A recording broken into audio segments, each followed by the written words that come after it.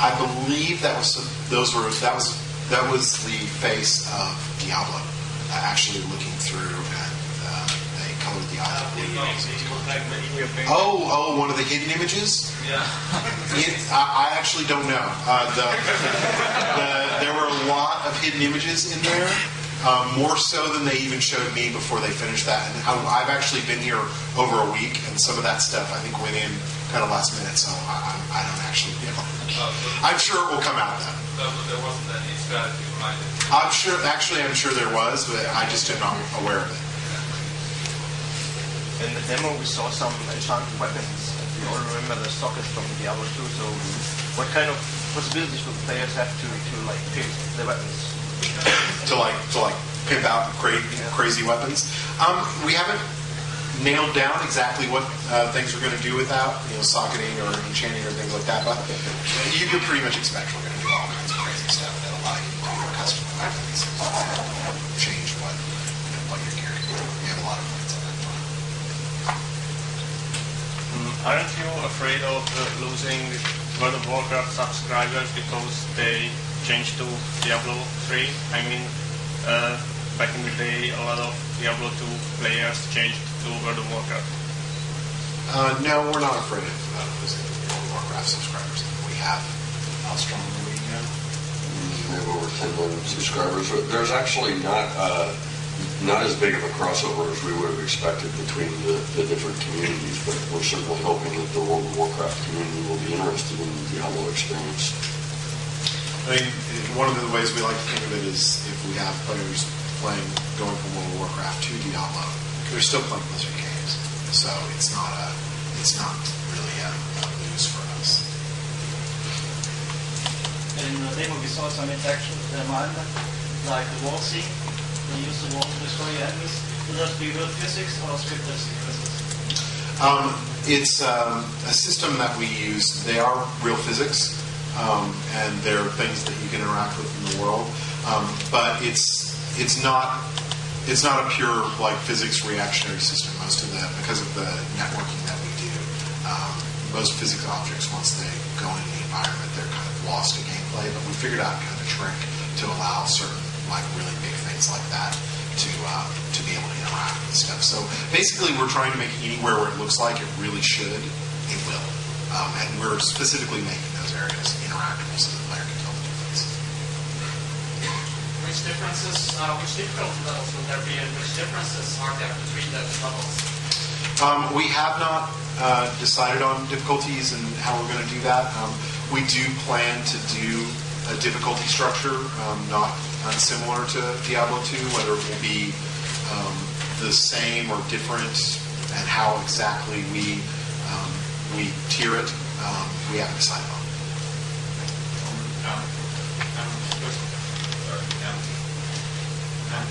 Is hardcore going to come back, Diablo 3?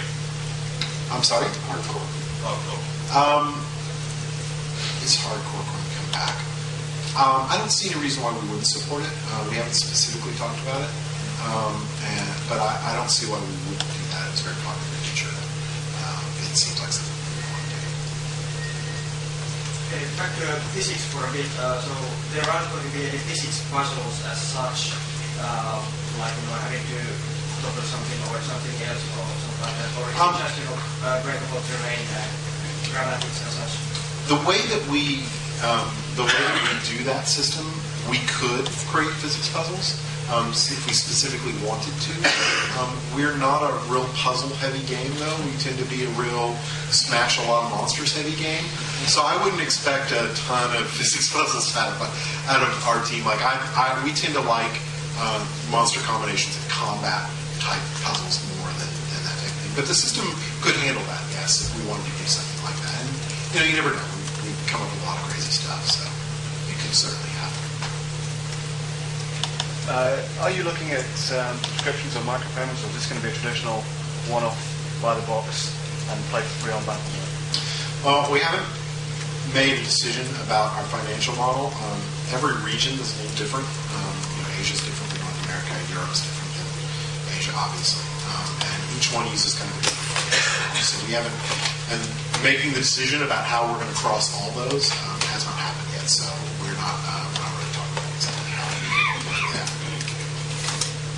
date is same for worldwide or different in Europe, US? As much as possible, it'll be our goal to sim ship worldwide in as many languages as possible, but it takes a lot of work to localize and prepare for launches in each region, so it's hard to say exactly which regions and which languages, but yeah, it's certainly our goal to do as many as possible at launch.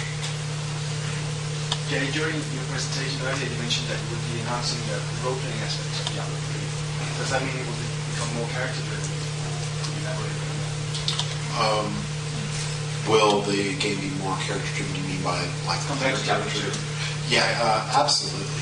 It's one of our big focuses. Is one of the things that you'll see a little bit in the game design panel, but definitely in the character panel. We talk about the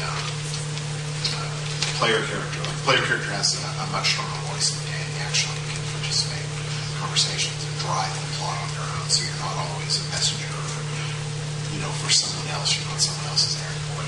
So definitely, we want to make the characters have their own plot lines and their own stories, and have them drive the story. And then you see there's a lot of really cool characters that you'll encounter in the game too, NPC characters.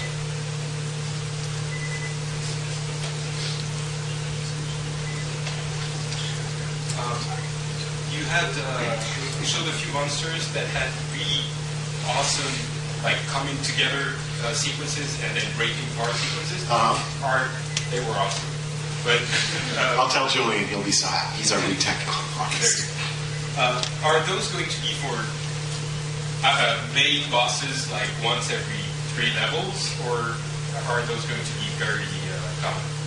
Well, we don't have the frequency down for those things. I can tell you that the creature that got constructed there, that's not a boss character. That's actually just a creature that you can encounter in the world, and that's just how he shows up. So, more common, it certainly won't just be, once every 6 hours you see a big giant boss duo. We'll definitely try and put in as much of that as we can. It's a big focus to try and get a lot of that kind of scripted stuff just in the normal game, so that when you're playing along, you're seeing, hundreds of ghouls run up the sides of walls, crazy creatures and stuff. So we're going to try and make it more common. One of the new terms that has risen since World of Warcraft is a type called endgame. Will we see something of that in Diablo 3 and manifest itself after a player has finished the solo campaign? End game? Endgame. Okay. Well, we have not made any decisions about that yet. I can say that we're aware of Diablo 2 has an end game, for sure, but we really want to do more with Diablo 3 on that front, but we haven't made any specific decisions. But I can say when we do, I think that people will find that stuff very cool. That will work for them. Besides choosing the sex of the characters, is there any presentation also? No, we focus more on getting into the game as quick as possible. We allow you to choose your gender now, which the previous game didn't, but we pretty much just want you to dive right in and get to the monster killing. Have we seen on that presentation video that bosses had stages like in World of Warcraft? For example, at the end boss you showed that, for example, at a certain person's HP he just went to frenzy and started to smash. Yeah. Not only yet, the short answer is yes. You will certainly see kind of more complex bosses. We look at, we use games like Zelda and World of Warcraft as an example of monster design, boss design. Much more elaborate, cool monsters and bosses. Definitely a focus. It's an area that we thought we can improve upon a lot on Diablo 2 as we reveal kind of more creatures. That you'll definitely see more of that. And again, that creature that kind of goes through and rages, that's not even a boss. It's just a normal creature. We even do some staging with those. Will there be any tiny gameplay differences between female and male characters? No, we'll have them play exactly the same. We don't want to risk making one character not as good as the other. That's no good.